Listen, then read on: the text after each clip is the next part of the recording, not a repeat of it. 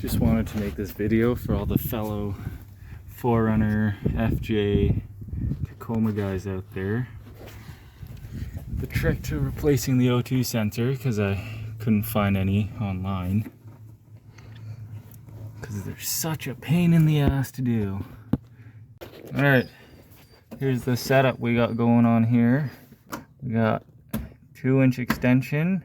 I'm gonna mix them, yo. O2 sensor, socket, attached backwards. So when you break it loose, watch your hand. This thing's gonna be super tight, and you're probably gonna bash your knuckles.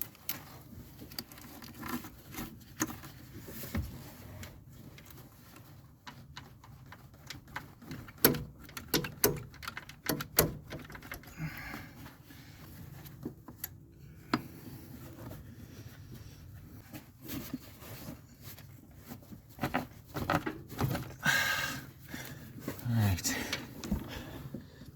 I'm shaking the whole truck. Well, it's not working too well. I'm gonna try to heat it. Grab yourself one of these if you don't have one. I angled the torch tip upwards and heated the O2 sensor from the bottom of the vehicle. And I left it heating for about 40 seconds. And then I was able to crack it loose. These are MAP gas, not the propane, so it heats a little hotter, and that should free up a really stuck sensor.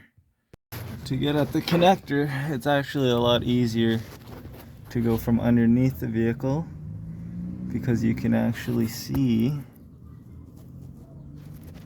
where it plugs into. Finally pulled the old one out. You can test the heater circuit with the two same colored wires. Nothing. New sensor, same colored wires. Should be 2.7-ish ohms. Later turbo. Connecting this connector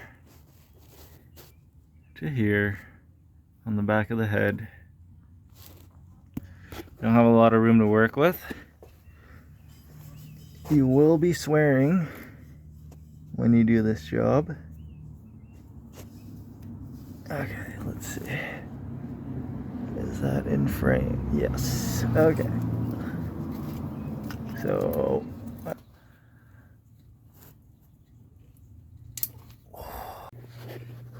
and that's it. The O2 sensor or air fuel sensor is in. It's definitely a lot more difficult doing it on the driver's side than the passenger side over here, where you have a lot more room to play with.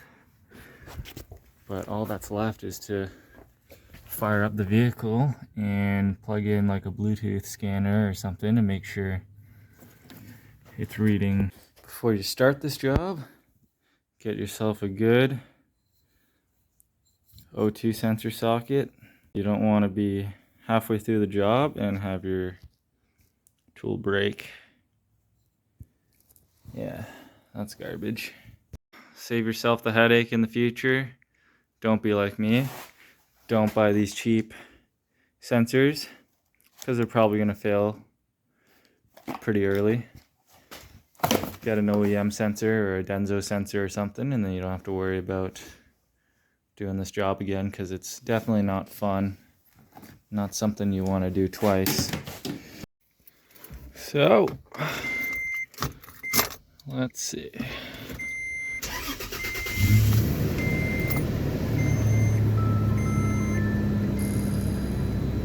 Oh, where's that check engine light? Not there. And it should stay off for the next little while. There's no reason for it to come back on.